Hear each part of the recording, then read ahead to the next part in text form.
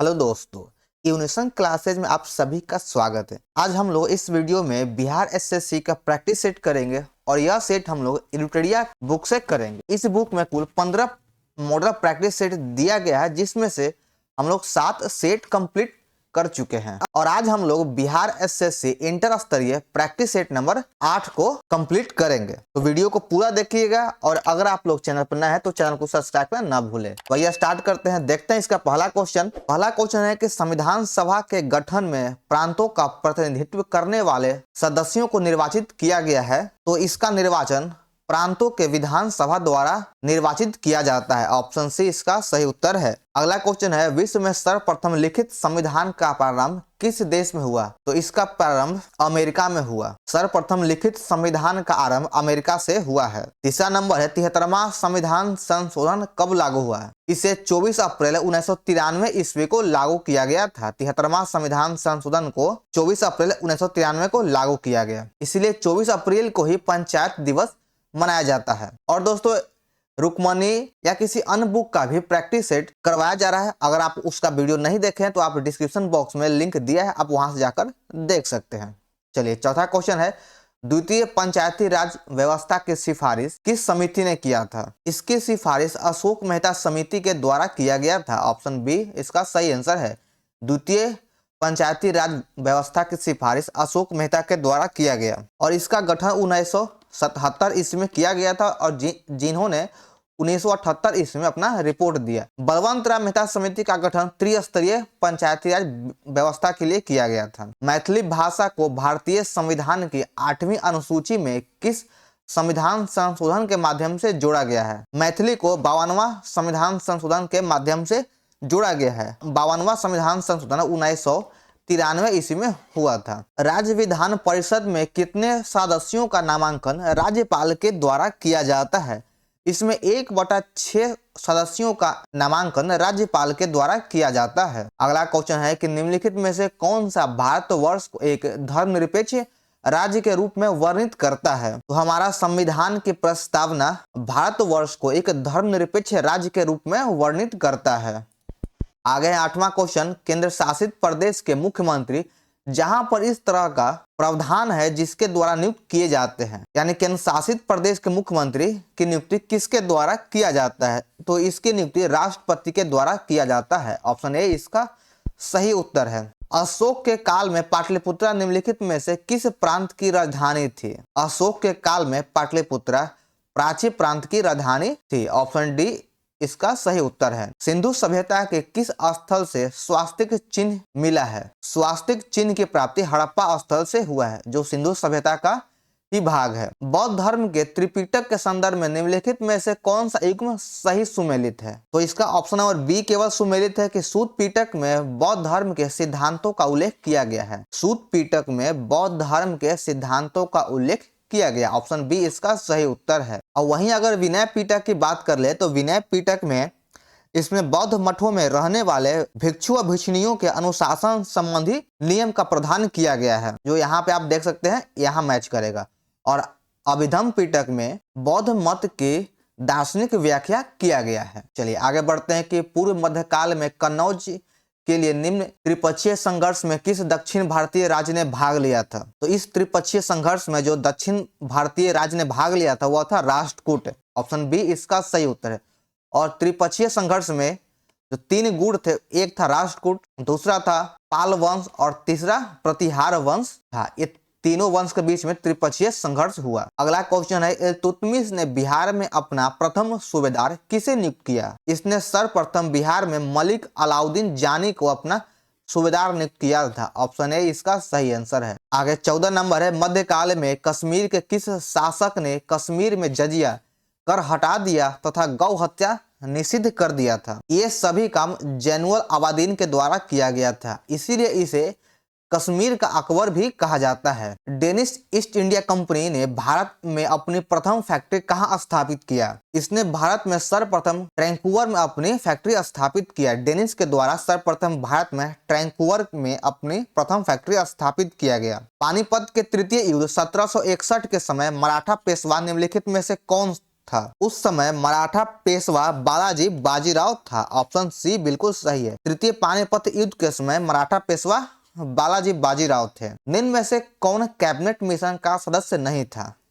इसमें से आपका लॉर्ड बेवेल कैबिनेट मिशन के मेंबर नहीं था। बाकी आपका एबी अलेक्जेंडर, पैट्रिक लॉरेंस और सर स्टेफर्ड क्रिप्स ये तीनों मेंबर थे। तो इसका ऑप्शन डी सही आंसर है। नेशनल हेराल्ड पत्रिका का संपादन किसने किया? इस पत्रिका का संपादन पंडित जवाहरलाल नेहरू के द्वारा किया गया था। ऑप्शन सी सही उत्तर है। आगे देखते हैं कि 9 अगस्त 1942 को कांग्रेस के प्रमुख नेताओं की गिरफ्तारी के विरोध में किसने बिहार में महाधिवक्ता के पद से इस्तीफा दे दिया था? तो उस समय इस पद पे बलदेव सहाय थे, तो इन्होंने ही 9 अगस्त 1942 को महाधिवक्ता के पद से इस्तीफा दे दिया। प्रसिद्ध कविता बटोहिया निम्नलिखित में से किसकी प्रसिद्ध रचना है? बटोहिया पुस्तक रघुवीर नारायण की प्रसिद्ध रचना है। ऑप्शन सी सही है। आगे देखते हैं कि भारत के किस प्रदेश की सीमा 3 देशों क्रमशः नेपाल, भूटान और चीन से मिलती है? तो इन तीनों देश की सीमा सिक्किम से लगी है, इसलिए इसका ऑप्शन नंबर डी सही आंसर है। आगे क्वेश्चन है 22 नंबर की भारतीय उपमहाद्वीप मूलतः एक विशाल भूखंड का भाग था जिसे क्या कहा जाता है? इसे गोंडवाना लैंड कहा जाता है।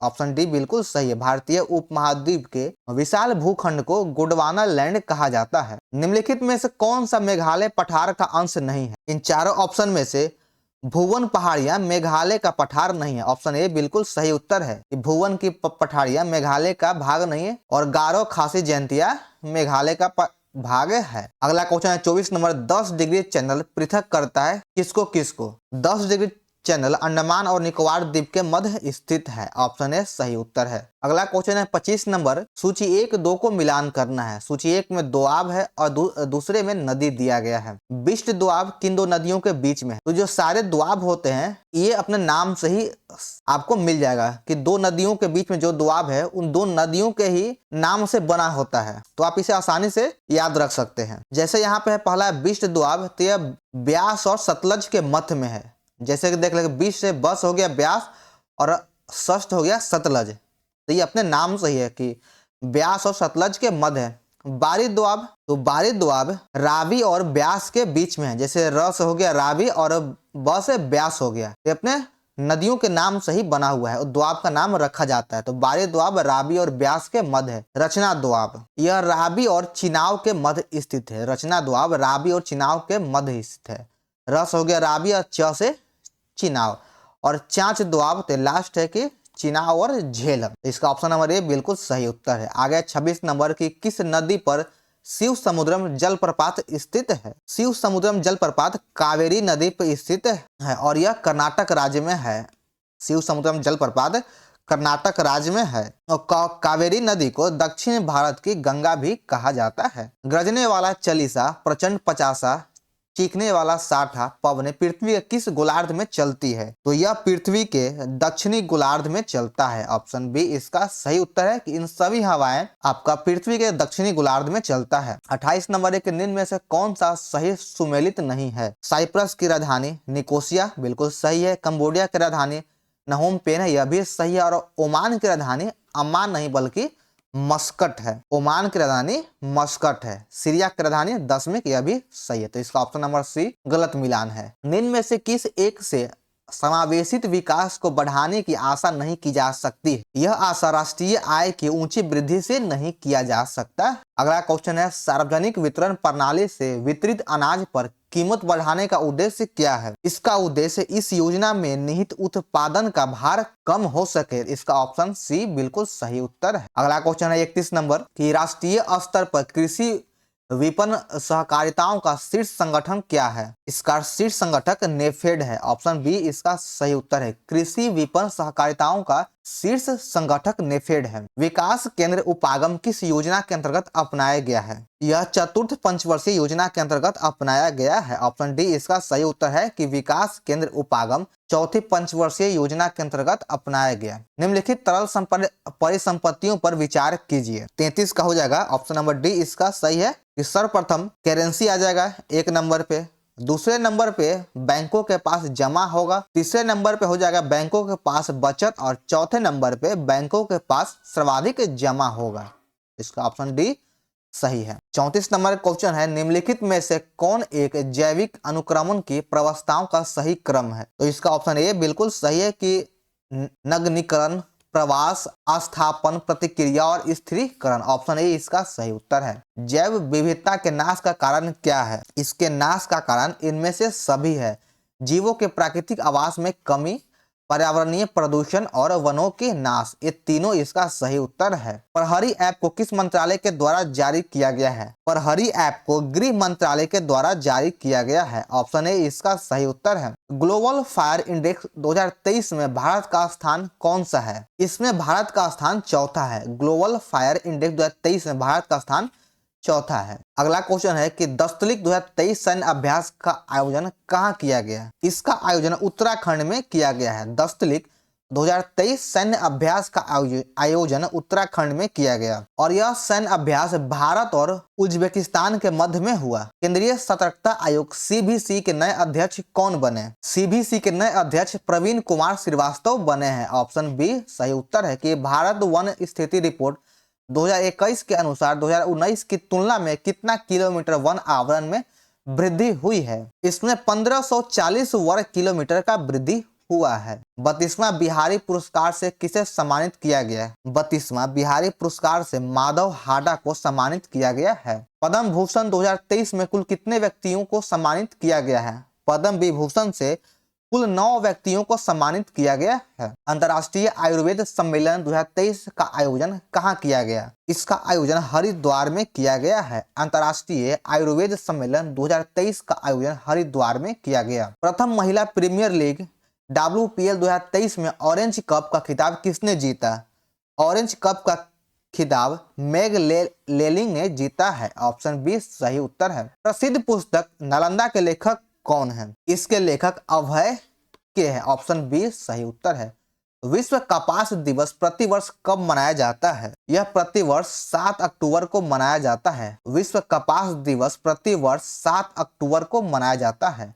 रिलायंस की जियो मार्ट ने किसे अपना ब्रांड एम्बेसडर बनाया? इसने MS धोनी को अपना ब्रांड एम्बेसडर बनाया है। रिलायंस जियो मार्ट ने MS धोनी को अपना ब्रांड एम्बेसडर बनाया। अगला क्वेश्चन है 48 नंबर कि हाल ही में किस राज्य के याक चुरपी को GI टैग मिला है? तो यह अरुणाचल प्रदेश का पदार्थ है जिसे GI टैग दिया गया। सुर सरोवर पक्षी विहार कहाँ स्थित है? सुर सरोवर पक्षी विहार आगरा में है। ऑप्शन डी इसका सही उत्तर है। आगरा यूपी में। इनमें से कौन सी नदी गंगा में उत्तर दिशा में आकर मिलने वाली नदी है? तो इन चारों ऑप्शन में से ऑप्शन बी इसका सही उत्तर है। कोसी बूढ़ी गंडक गंगा में उत्तर की ओर मिलती है। निम्नलिखित में से ऐसे सामग्री का चयन करें जो जल में पूरी तरह से घुलनशील है। फिटकिरी इसके जल में पूरी तरह से घुलनशील है। ऑप्शन ए सही उत्तर है। अगला क्वेश्चन है 52 नंबर कि निम्नलिखित में से किस द्रव्य में लोहे की कील रखे जाने पर वह अपनी चमक खो देगा और सुस्त दिखाई देने लगेगा? तो इसे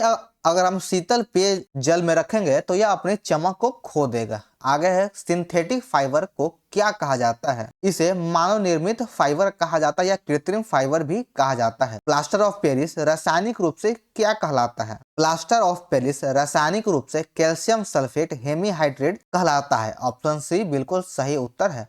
रासायनिक परिवर्तन का एक उदाहरण दीजिए। तो इसका ऑप्शन बी बिल्कुल सही है कि पानी में सोडियम गिराना एक रासायनिक परिवर्तन है, क्योंकि जब पानी में सोडियम गिरेगा तो ये ब्लास्ट कर जाएगा। फिर हम किसी भी विधि से द्वारा सोडियम को नहीं बना सकते हैं, मतलब जल जाने के बाद पुनः उसे सोडियम में हम कन्वर्ट नहीं कर सकते हैं। आगे है कि मिश्र धातु में किस पदार्थ के संयोग से निष्कलंक इस्पात अचुंबकीय हो जाता है? तो यह इसका सही उत्तर है निकेल। ऑप्शन बी सही उत्तर है। 57 नंबर है कि मिट्टी के तेल में किस धातु का भंडार होता है? तो मिट्टी के तेल में सोडियम को रखा जाता है। निम्नलिखित में से किसमें प्रोटीन की संख्या समान होती है? प्रोटीनों की संख्या आइसोटोप में समान होता है।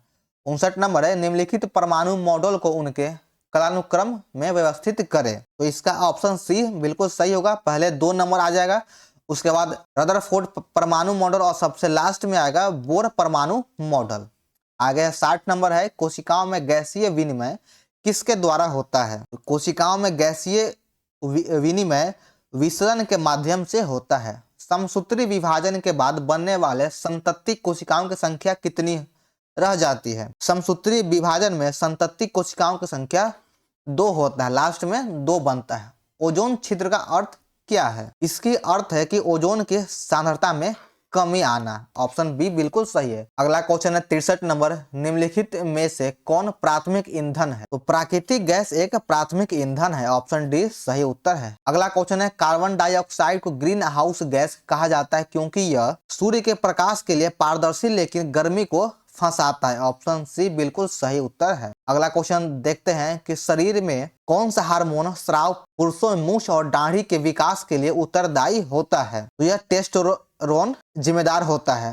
पुरुषों के मूछ और दाढ़ी के लिए बालों का जिम्मेदार टेस्टोस्टेरोन हार्मोन है। ऑप्शन डी इसका सही उत्तर है।